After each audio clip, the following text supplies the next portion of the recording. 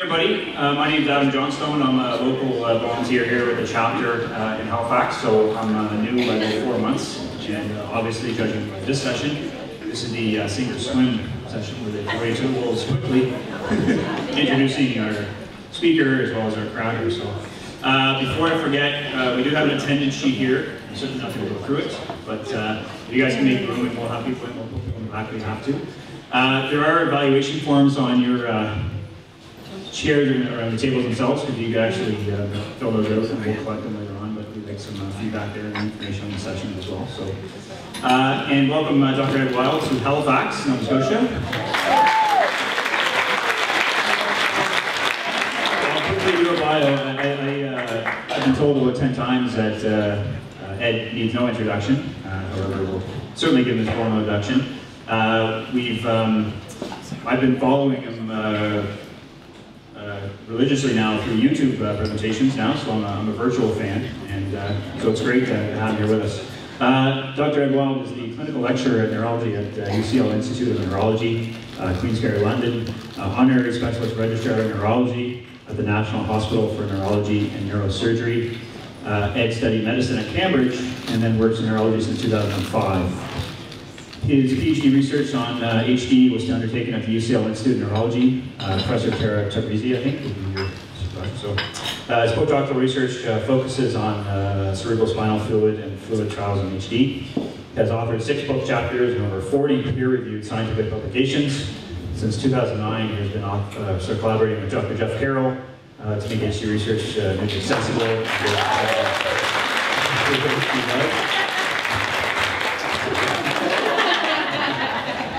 You guys really need your own show. Tomorrow. And Ed was a proud recipient of HD's 2012 Michael Roy Community Leadership Award. So with no further ado, Dr. Ed Wild.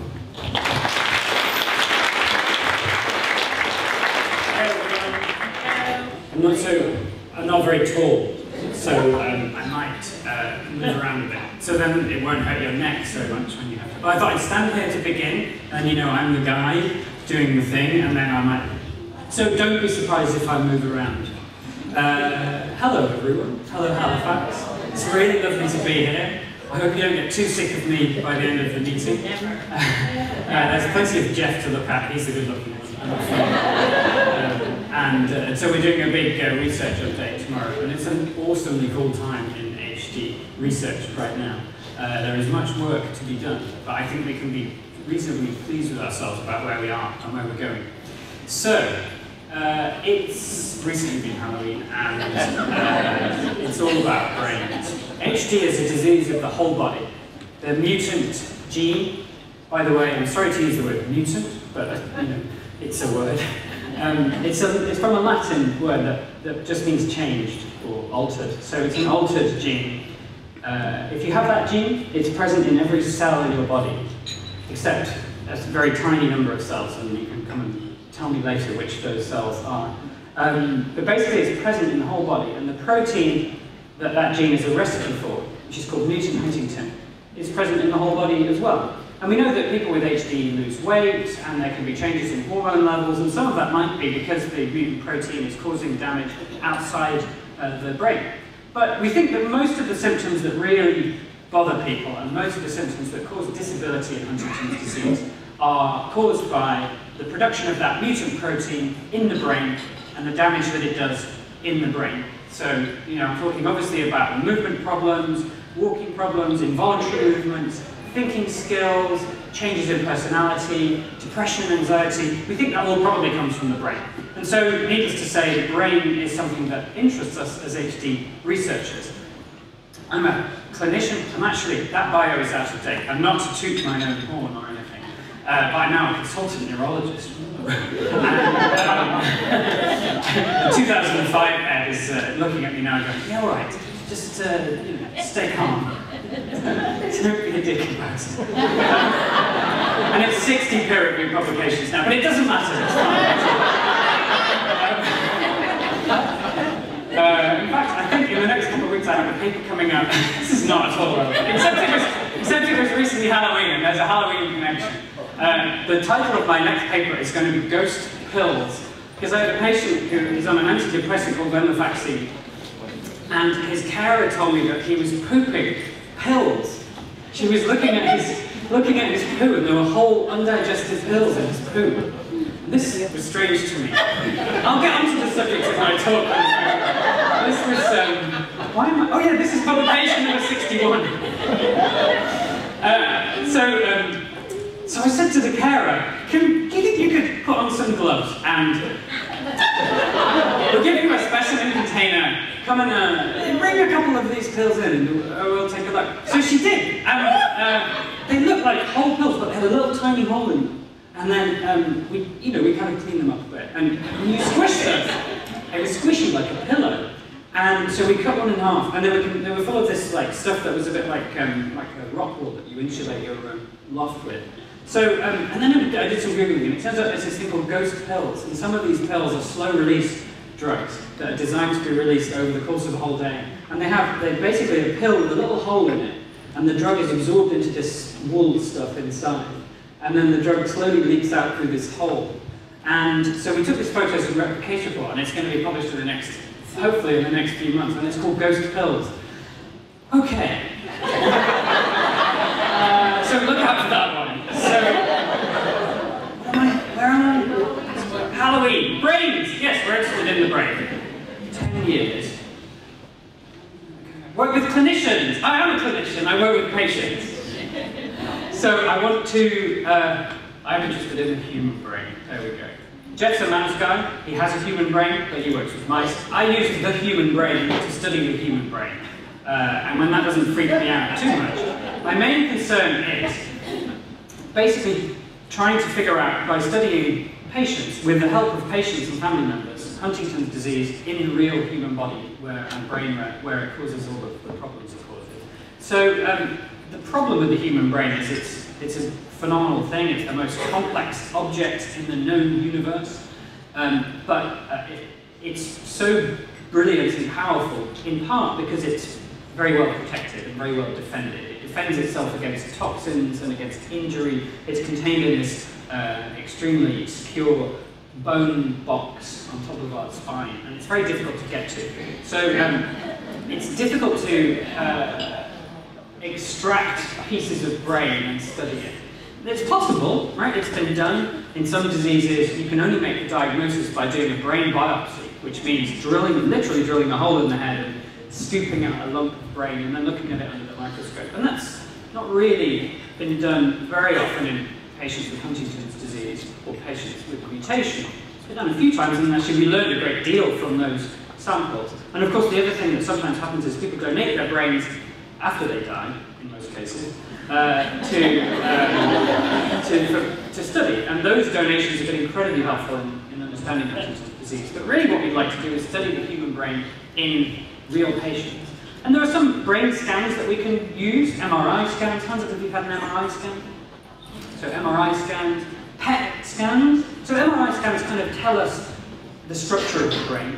And to some extent they can tell us about what's happening with a small handful of chemicals that MRI scanners can be tuned to detect. But not many chemicals, and not really the ones we're interested in primarily. You can have a PET scan, and that's a very cool scan that uses quantum physics to basically draw a color map of particular molecules in the brain that you're interested in. But those scans are very laborious and time-consuming, not without risk, and we can't study every molecule that we want to. In particular, right now, there's no brain scan that we can use to study the huntingtin protein that causes Huntington's disease, although that is something that's being worked on. So scans are great, but what scientists really want to do is put molecules in front of them and study those molecules directly. And so we turn to something called cerebrospinal fluid, or CSF, sometimes called spinal fluid, and it's not red, it's clear. It's produced by the brain, produced deep down inside the brain. Now, it's a slightly weird thing in that no one really knows why it's there.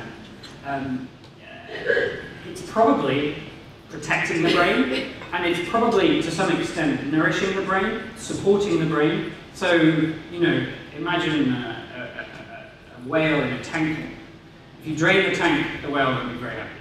If if you, and not because it suffocates. The brain wouldn't suffocate, but if, you know, the brain is squishy, and if it's suspended in fluid, it keeps its original shape. If you take the fluid away, it goes a bit like a jelly, and it's not so easy for the brain to function in that state. And maybe it's involved in some kind of communication and getting rid of toxins. It's not entirely clear, but we have this fluid, and it's produced constantly by our brain.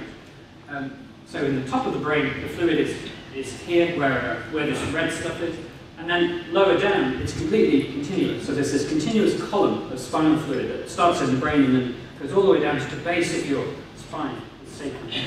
So, and down at the bottom, so as you can see here right at the top, this stuff here, this grey, is the spinal cord.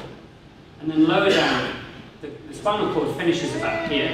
And what we have is these tiny little nerve root fibers. That's called the chorda equina, which is a Latin phrase that means horse's tail. Because that's what it looks like. It's this very fine nerve root. And what you can do is you can take a needle, a long, thin needle, and stick it here or here or here, in between the bones. And what happens is that if this is the horse's tail, these nerve roots, you can just stick the needle in, and it basically just passes through. The nerve roots just move to the side, and they're not damaged by this. And the fluid just drips out, and that's called a lumbar puncture or spinal tap. It looks like gin, or vodka if you prefer, or if you're Jeff Carroll, it looks like mezcal. It's not Gordon's gin, it's my gin. You have about 150 milliliters of this stuff in your nervous system right now, and it's produced at about 20 milliliters an hour, or roughly one not very generous shot of gin per hour, which means that the whole volume of your spinal fluid is actually replaced 3 times a day. So it's like a newspaper that's producing 3 editions every day. And I like that. I'm pleased about that, because what it means is if this fluid can tell us stuff about the brain, then actually the information it's giving us is likely to be quite recent. We're not going to get news from 3 weeks ago. We're probably going to get news from what's happened in the past 8 hours. And indeed, if you just look at the protein in this fluid, about 20% of that protein comes from the brain. Now that's not the same as it being a sample of brain, but it's certainly a lot more than we get if we take a sample of blood or urine. And so this is a potentially extremely valuable resource. Not the easiest thing in the world to find and obtain, but you know, certainly somewhere in the middle of possibilities between a blood test and a brain biopsy. So, as I said, the procedure is called a lumbar puncture. Hands up if you call it lumbar puncture. Hands up if you call it spinal tap. Okay, I should start talking about spinal tap. I know it's spinal tap in the US, but I know you guys spell colour and neighbour correctly. So I thought maybe you were on board with lumbar puncture. We call it lumbar puncture or LP in the UK. And for the Canadian audience, this is basically what it looks like.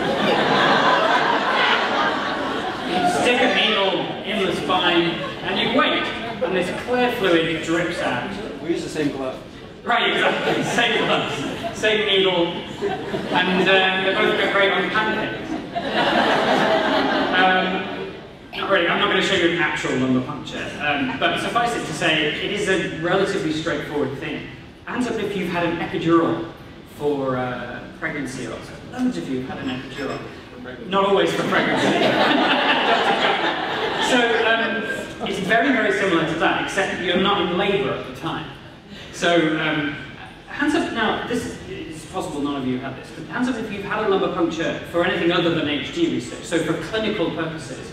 So if you've got someone there, you know, so lumbar punctures are used by neurologists in usually quite scary situations when we're diagnosing meningitis or a brain hemorrhage or multiple sclerosis, you know, very often a stressful situation.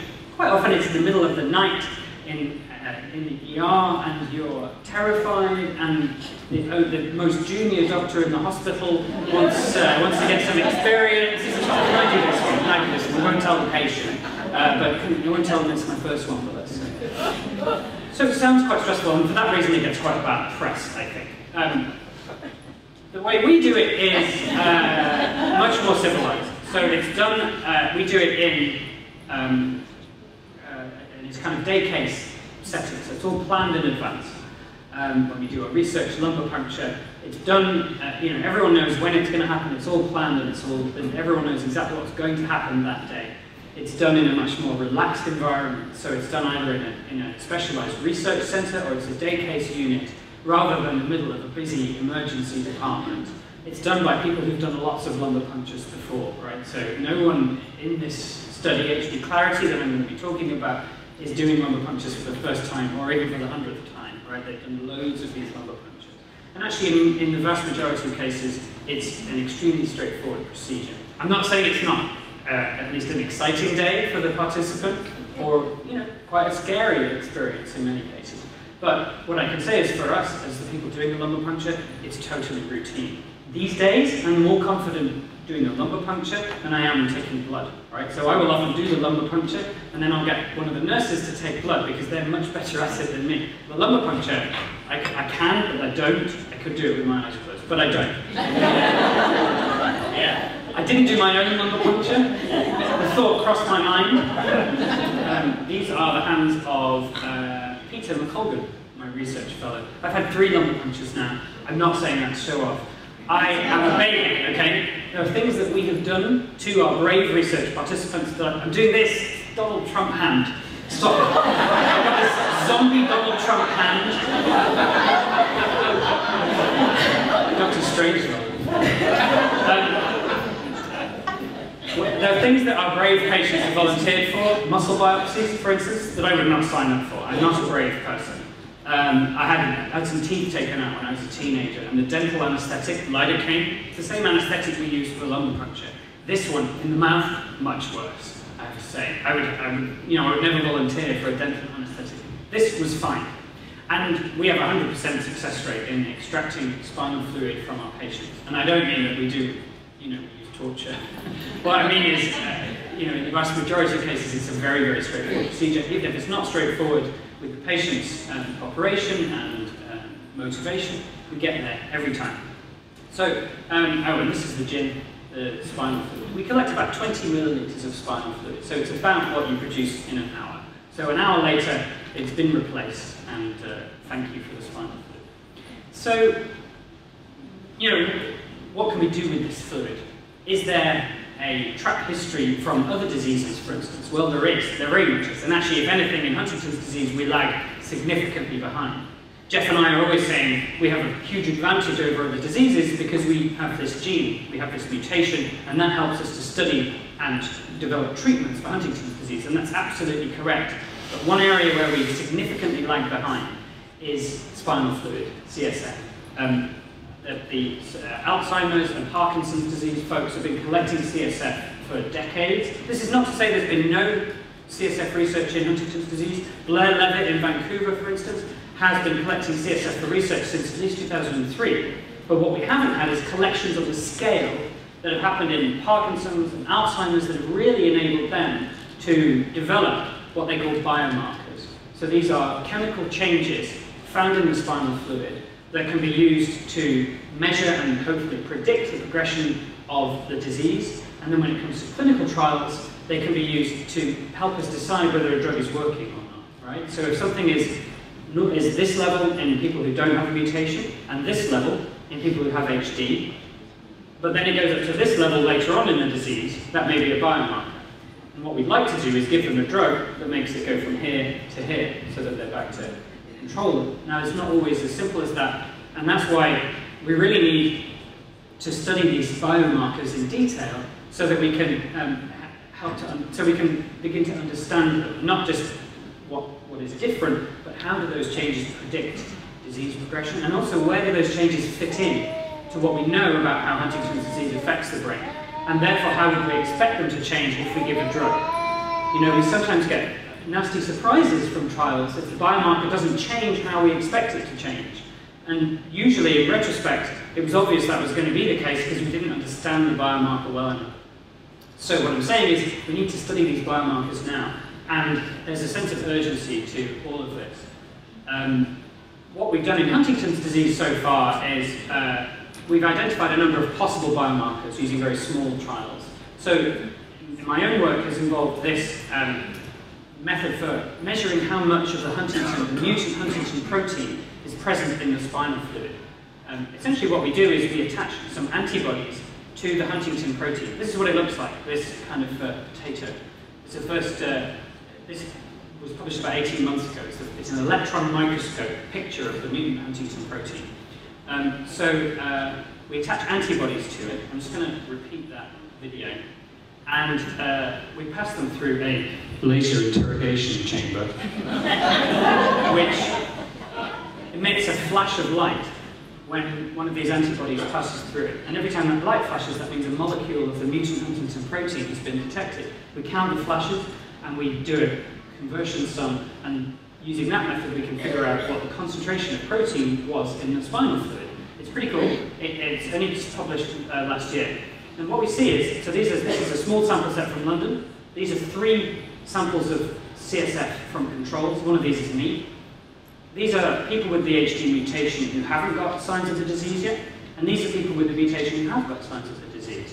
And these are the little statistical tests that we use to figure out whether these results are genuine or not. And basically what we see is that you don't detect the mutant protein in controls, but you do detect it in basically everyone who has the mutation. And what's more, when you go from not having disease signs to having disease signs, the level increases by about 300%. So it's slowly increasing, it looks like, throughout the course of the disease. And these are Canadian CSF samples. 10 of these controls from Vancouver, and these are pre-manifest and manifest people from Vancouver. One of these is Jeff. Say hi to your data, Jeff. And we see the same thing. We get a wider spread in pre-manifest people, but basically on average the level rises when you go to manifest HD.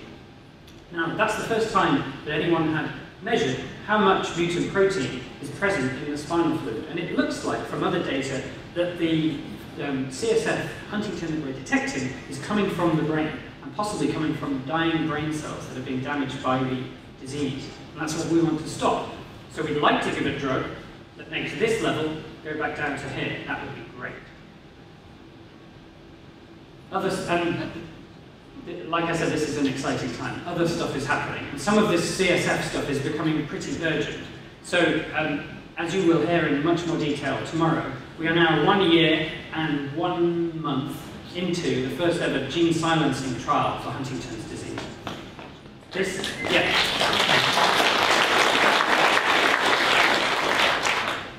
This is Blair Leavitt, curse his eyes, giving the first dose in Vancouver, and this is someone else giving the second dose in London 5 days later. But if you look closely, I think it's obvious that this is a dose of placebo. And this is going to turn out to have been the real first dose of the gene silencing. Not that it matters. The point is, this is a drug that is being injected into the spinal fluid. So this is exactly the same procedure that I've just been describing, except we collect the fluid, and then we attach the syringe with the drug, and then we squeeze it in, and then the drug gets into the brain. So, like I say, we're collecting fluid in that trial, and using the measurement technique that we published last year, we're going to be measuring whether that drug is lowering the level of mutant huntingtin, which is what we hope will happen. So, the bottom line is, and there are many, many different questions that we don't have answers to in Huntington's disease. Mutant huntingtin is the obvious one, but what about the other protein, mutant huntingtin's twin brother, wild-type huntingtin, not named after me, but the sort of normal or healthy huntingtin?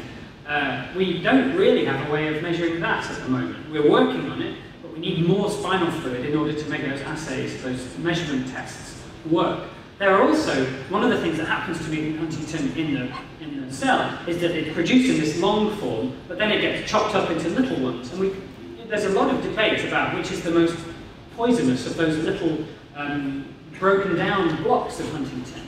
And a lot of people, including this guy, think it's the very beginning end of the mutant huntingtin protein. So, and one way that we could study that would be to have lots of different tests that are sensitive to different parts of the huntingtin protein, and then we could study those fragments in humans. And there are lots of drugs that are being worked on and drugs that are being tested now for which we've never measured the level of the things that drug is acting on in actual human patients, nervous system tissue like cerebrospinal fluid. So bottom line, tons of questions. If we had tons of CSF right now, we have no shortage of uses for it. But at the moment it's the other way around. We have lots of questions and not enough CSF. And so I present HDClarity, the first ever multi-site, multinational cerebrospinal fluid collection initiative to facilitate therapeutic development in Huntington's disease. I designed the logo, a couple of points on the logo. So, capital H, capital D, capital C, no space, lowercase, Larity. Never clarity HD. HDClarity is designed to evoke the concept of high definition clarity.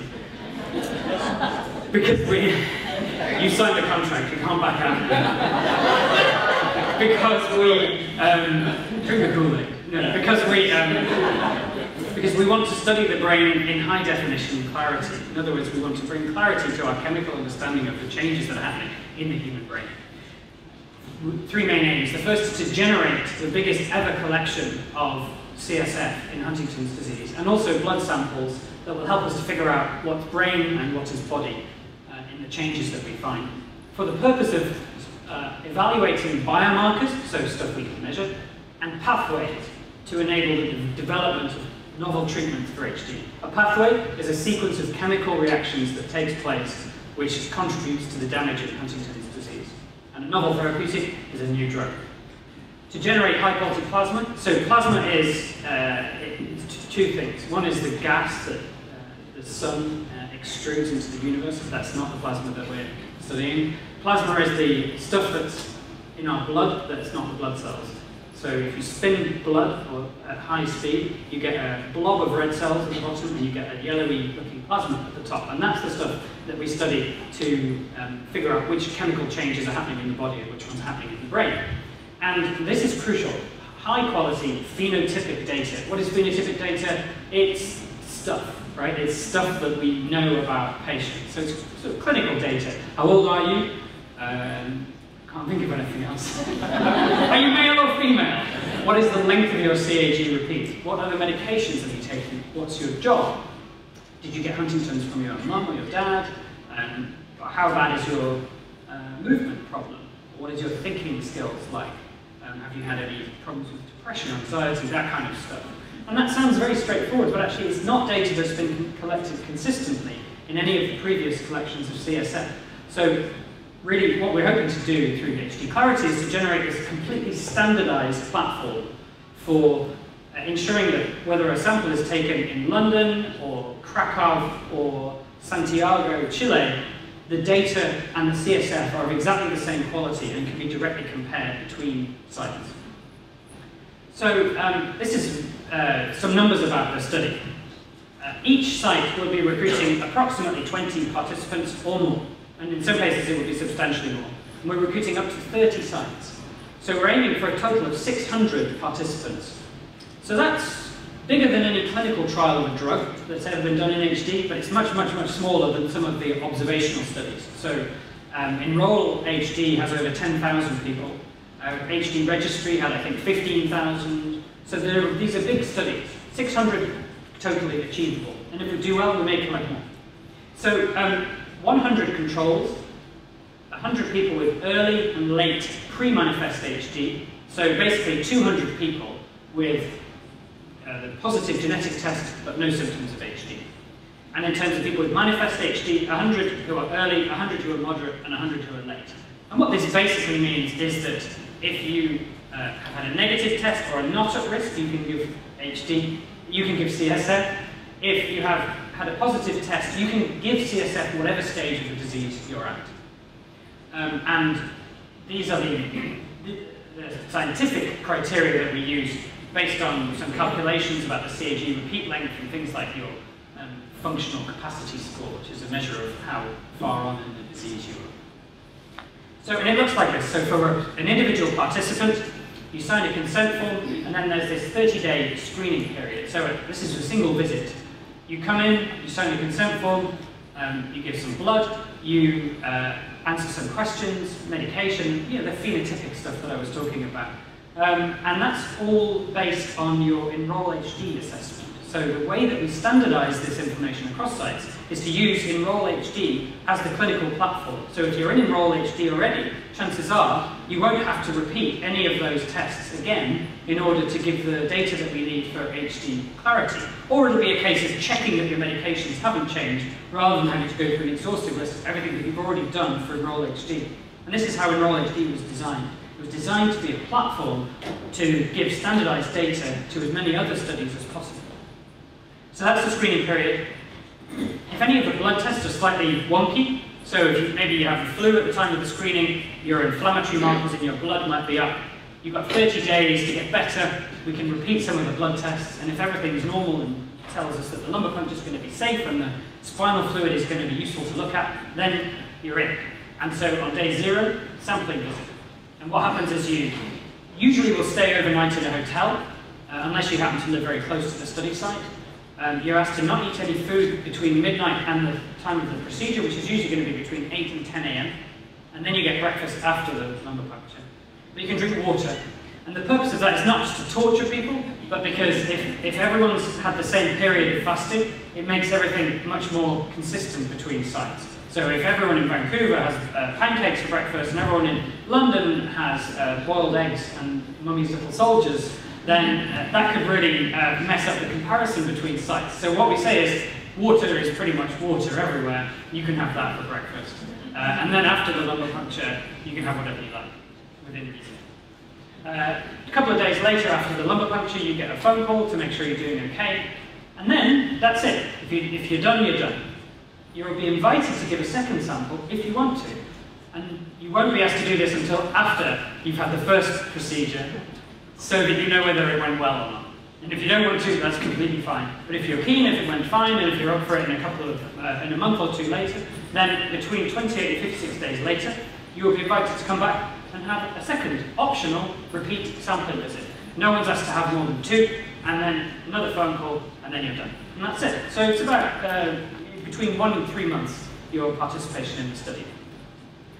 Like I say, HDClarity is intimately linked with Enrol-HD. It's the first study to use Enrol-HD as the platform for collecting data and some samples.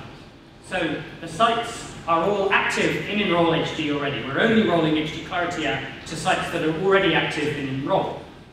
And participants have to be in Enrol as well. But don't worry about that. What that means is if you're in Enrol now, you've got a head start. If you're not in Enrol now, we can fold everything into one. We can basically do an Enrol assessment and get you in Enrol-HD, and then we sign you up into HDClarity, and we can do all of it in one visit. So it's pretty seamless. It takes slightly longer to do it that way, but essentially, it's just to let you know, we use Enrol-HD. And we use, this is interesting for geeks, but basically this is the Enrol-HD data entry system, which is this really cool custom database that we use for collecting data for Enrol. And this is the HDClarity. The only clue really is that it's a CLR here. This participant is enrolled in study HDClarity. You'll notice there's a space here. We're working on that. So this is live data from the HDClarity system from a patient who's giving spinal fluid in London. So we're up and running, and the data platform is live now. So the study is sponsored by UCL, which means UCL has ultimate legal and clinical responsibility for all the activities. And the central coordination is based at the University College London Huntington's Disease Centre, funded and supported by CHDI Foundation, which, as I hope you know, is a US non-profit foundation that only works to find treatment for Huntington's disease.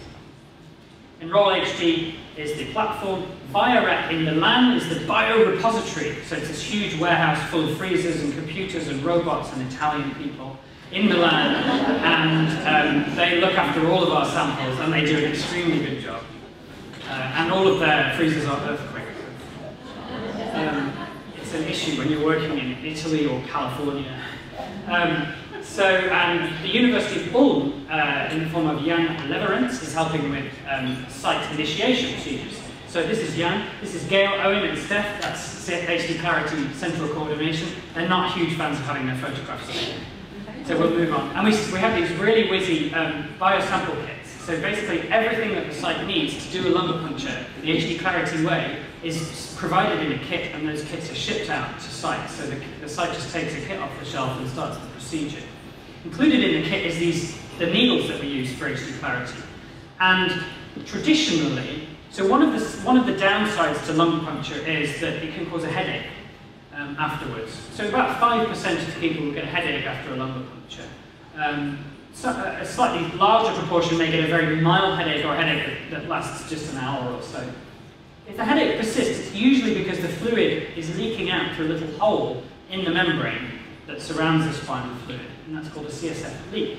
And that happens in less than 1% of cases, and it either goes away on its own, or we can fix it by patching up the hole with a very minor procedure. But what we've done is design the study to minimize as much as we possibly can the risk of those kind of headaches. And what we do, we have these needles that are called pencil point needles. So a traditional needle that's used for spinal fluid collection has an end that looks like the edge of a knife blade, which basically cuts a hole in the membrane, and then when you take the needle out, a little hole is left, and the fluid can leak through that. The needles that we use have a slightly blunt pencil point. You don't feel the needle going in because we use anaesthetic, but basically when it gets to that membrane, it pops it very gently, kind of like that. And then when it comes out, the hole closes up again, and it's much less likely to cause headache. So we've put a lot of thought into making the study as safe and tolerable as possible, and also standardizing all the equipment between sites means that we can rely on the results, rely on the chemical results much more securely. Sorry, that's the wrong heading. There we go, HDClarity roller. So the UK, this small island off the coast of Europe, which was once part of Europe, both literally and metaphorically. Ask me about my EU cufflinks.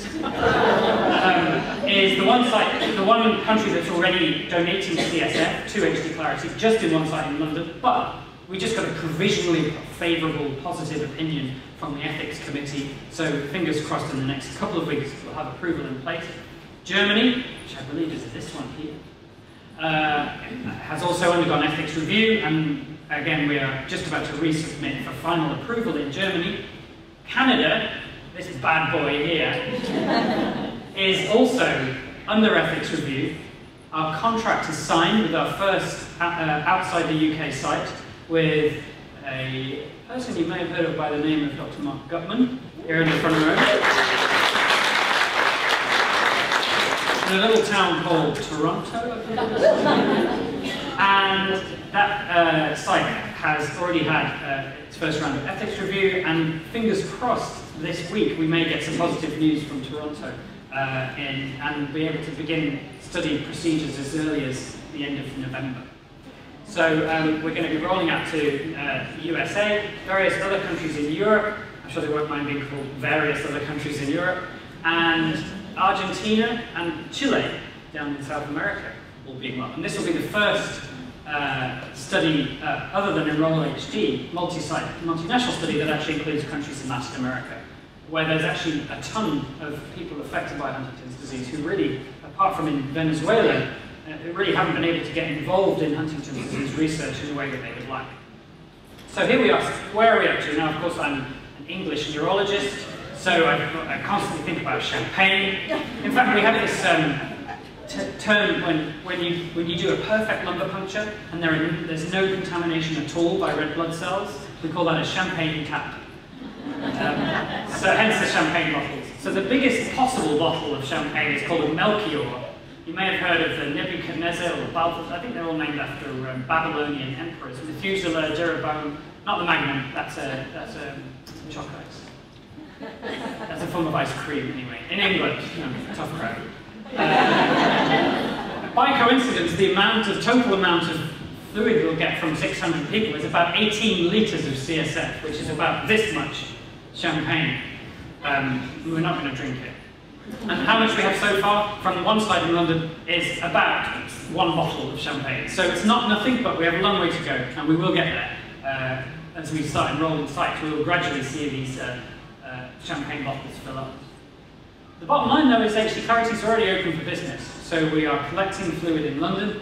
We're under ethics review in multiple countries. And actually some of that fluid collected in London was shipped to the biobank in September. And then 3 days later, and this is how much the HD research community wants this spinal fluid, 3 days later, the first HDClarity CSF was sent to a collaborator who's working on getting those Huntington measurement platforms ready for clinical trials. And that CSF is helping to make sure that these trials run as effectively as possible right now.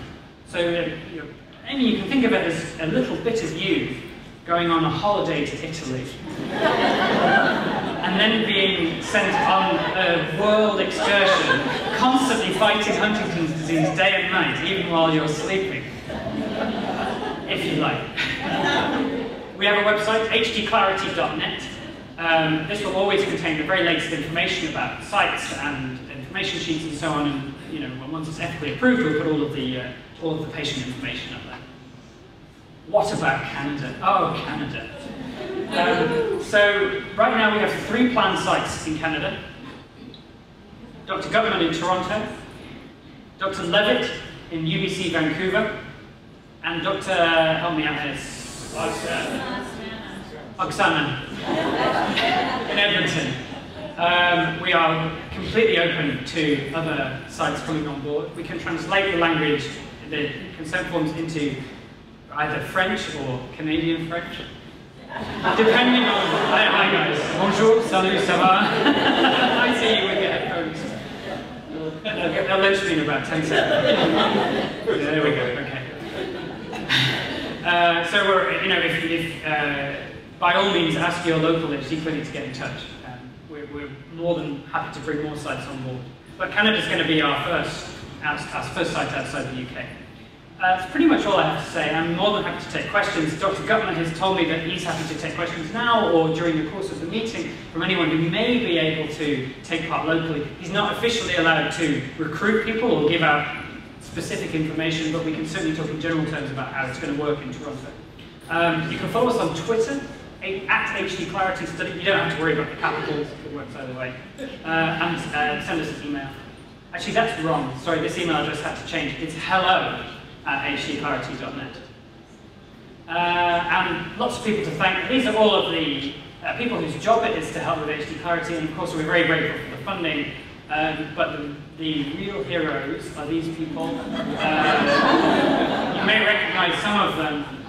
This guy at least. This is Mr. Charles Sabine, who, by the way, squealed like a baby, and then said he was very brave.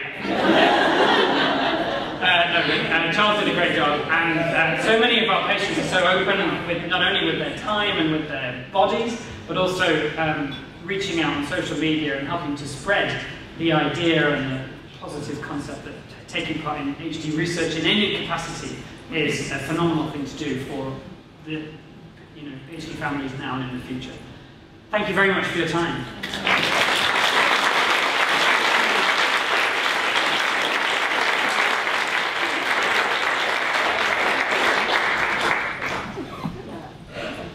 How long do we have? All the time. All very it's a promise. So thank you, Dr. Edwell, for that excellent update. That's fantastic, and it's safe to say every time I see these presentations, it's an exciting time, especially for our younger generation as well. Okay, not that young. So anyway, we'll open up for questions, please, and I'll leave it with answer. Yeah, I have a question about the trial that's going on right now. So I brought it up to our support group that I guess looking for the right answer. When that's put into the CSF and then that's the treatment, is it going to be like a one-time treatment, or you have to keep getting it injected through the fluid for the rest of your life? Did you guys all hear that? So basically, when it's a question about the gene silencing trial, injected into the spinal fluid, would it be a one-off thing, or would you have to have lots of injections? It's the second answer. The current trial, which we'll talk about in great detail tomorrow, so you're also hearing about it, except I don't think you will be. The current trial is 4 injections, 1 month between them. So, like if you have your first injection tomorrow, you have another one in December, January, February, and then that's the end of that trial. And that's based on how long the drug hangs around in the brain, and also how long the protein level seems to go down after the drug reaches the brain. However, this is the first time this drug has ever been given to humans. And if we're lucky, then what we might see is actually the drug hangs around longer than expected, or that the protein level is reduced for longer than the very minimum that it might be reduced. And if that happens, we may be able to give injections less frequently.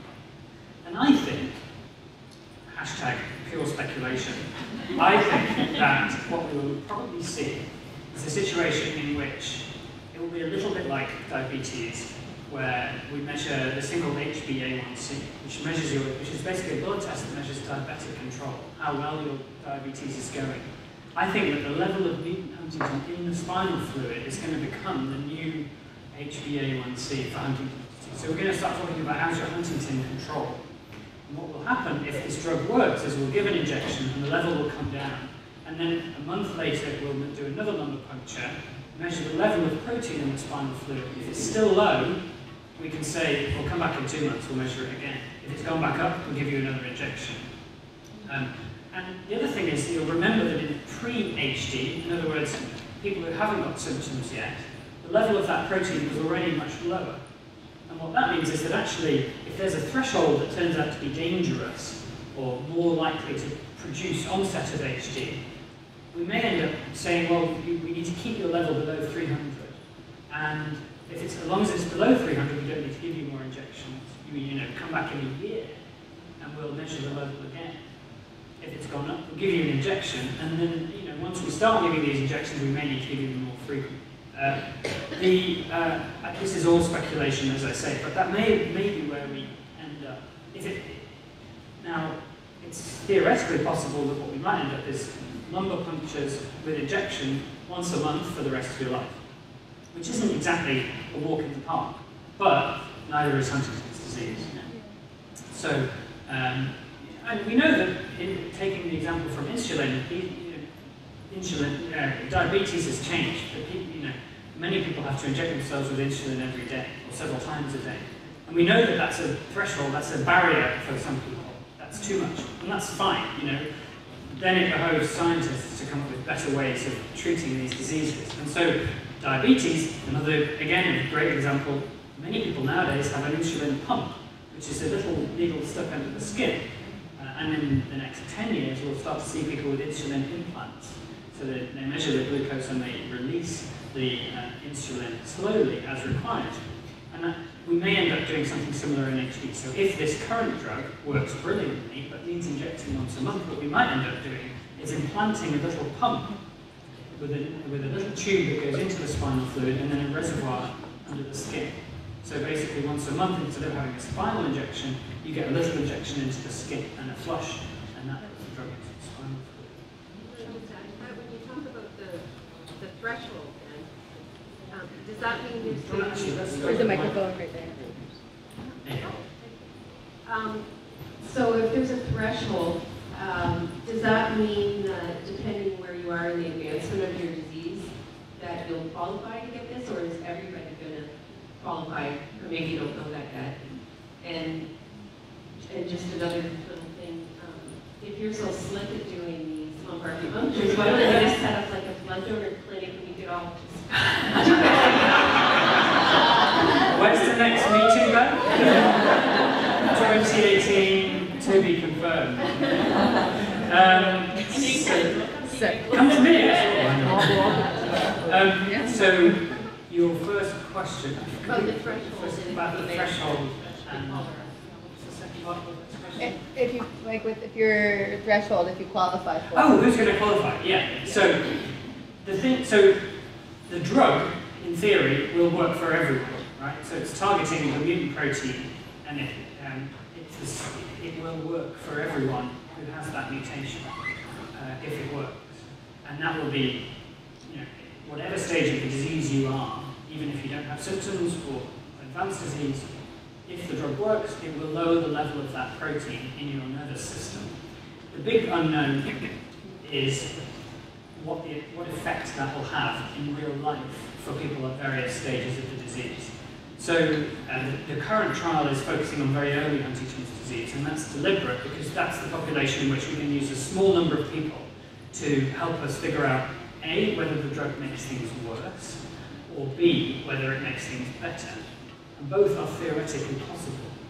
So once we've established that the drug is safe and is at least not making people worse, then we will start to run trials with a slightly more generous range of inclusion criteria.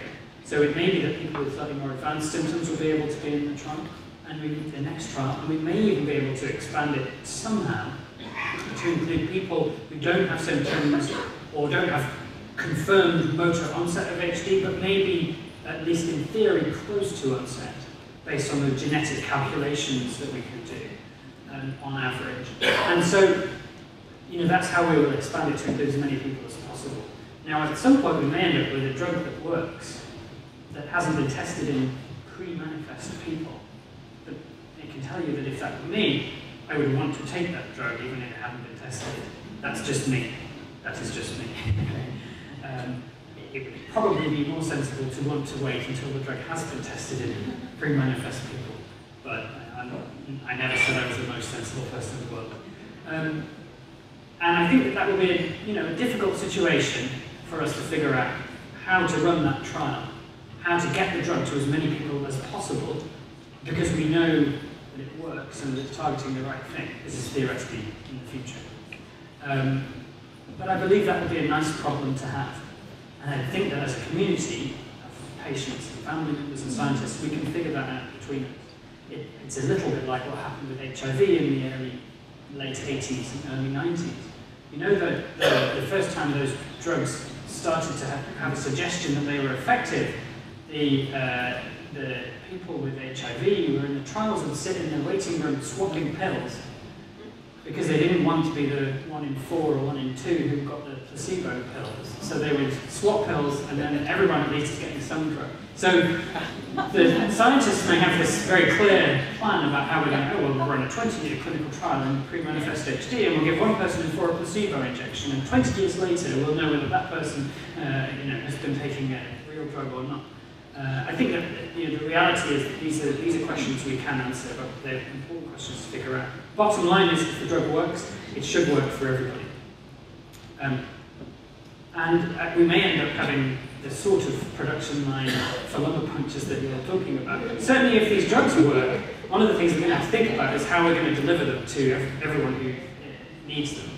In our clinic in London, we have about 650 patients with HD. And multiply 650 by 12 and you get a lot more lumbar punctures than we are currently doing in our entire hospital every year. So again, we can figure this stuff out, and that would be a nice problem to have. People worry about the cost of these drugs. I don't think it's going to be a huge issue. It may be a bit of a tussle, but the bottom line is Huntington's disease is very expensive to healthcare systems and to societies. People who could have worked are unable to, not just patients, but carers and other family members as well. And then on top of that, all of the healthcare costs and drugs and institutional care. It's a very expensive disease, and that's bad, but it puts us in a strong position when it comes to saying, pay for this drug, and you'll save money in other ways. I gave another one of my long, full-page answers. Question from the front. Yeah, come. This one's on. Can we have this one? We're going to do some role playing here. Oh, okay. This is brand new information. Yes, this is. So, hi, I'm Mark Guttman. We're involved in this exciting study, and congratulations, Dan. Louder. Louder, sorry. So, one question you might ask, if you were a patient, pretend I'm a patient. Dr. Wild, I'm involved in Enroll HD. Does everybody know what Enroll HD is? Not a lot of handshaking. So Enroll HD is this registry study that we're looking at annual visits to understand more about Huntington's and to get ready for clinical trials. And Canadian sites are very involved, including Montreal, and even there's a group that goes to the northern part of Quebec, special region. Toronto has 2 sites, the only place in the country with 2 sites. Calgary, Edmonton, Vancouver is involved, and other sites, including Halifax, should be involved soon. Cool. So, Dr. Wild, if you're involved in Enroll do you automatically get access to the potential participant for HDClarity? So yes and no. If the site where you are doing your enroll visit is an HDClarity site, then it's super easy. And basically what we're trying to do is time the HDClarity visits so that they fall within 3 months of your annual enroll visit, so that data are nice and fresh. If you can only do it 6 or 9 months later, we can make that work. If you're an enrolled participant at a site that is not running HDClarity, the two options would be lobby and wait for your site to become active in HDClarity, or with the agreement of both sites, you can take your enrolled data and visit the site that is running HDClarity. And as long as that is, there's crossing of geographical and political borders there, so it's theoretically possible. It may not work in every case, but it's theoretically possible to take that enrolled data and go to a different site. If we can't make that work, then we can re-enroll you at a second site. We're trying to avoid doing that. Basically, geography and politics permitting, it is theoretically possible, yes. Terms and conditions may apply.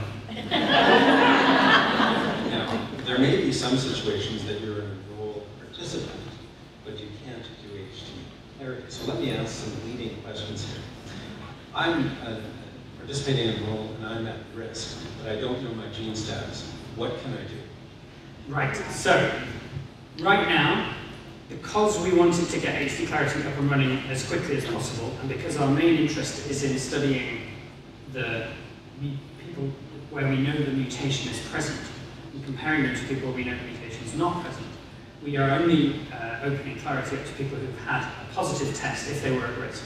If you want to be a control for HDClarity, you have to have had a negative test or not have been at risk in the first place. We do not suggest that people get tested in order to take part in HDClarity. I think it's reasonable in 2016 for people to consider the global research situation and present and future trials when they're thinking about testing, but it should be one of many things that they think about.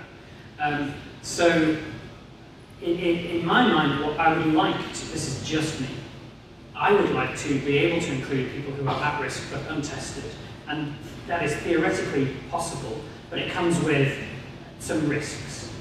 So, right now you can be an Enroll HD.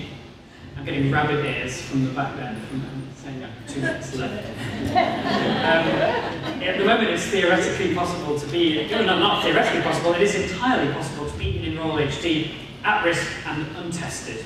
And it's also theoretically possible that we could amend the protocol for HDClarity and get through the ethics approval. The way we decided to do it was to do it the easier, quicker way ethically, which is to have people know their genetic status, and then consider the possibility of including at-risk people later. And I'd be all in favour of it. Sure. And just because we only have 2 more minutes, just the things that I was trying to make clear knowing the protocol. So yes, you can be if you have had the test and you're negative. Yeah. If you're a control person, a family member in Enroll, you can do this as well, so you don't have to have HD. If you're a participant in a clinical trial, we have a number of clinical trials going on, you can't do it. That's true, that's important. Unless you finish the trial and wait and have a washout period. And then And the last part is that if you know your gene status and do not have symptoms, you need to have a certain CAG repeat length to get into the study. Well, actually, so we divide the people without symptoms with a positive test into early and late, but it basically includes everyone. There's a middle range. You may have heard of this grey area. If your CAG repeat is less than 40 but more than 36, we call that the part of the grey area. And if you're one of those people and you haven't got symptoms, because we don't know what will happen to those people in the future, it just makes it very difficult to understand what we might find in the CSF. So that's it. But those are a very tiny number of people. I'm sorry if that includes anyone who wants to give. I don't want to be turning anyone away, but we have to make sure that the CSF we collect is as useful as possible. And that CSF would be very confusing. We need to study thousands of those people in order to understand it. So yeah, in the vast majority of cases though, everyone who's had a positive test, with very few exceptions, will be able to do that. Thank you. Angela.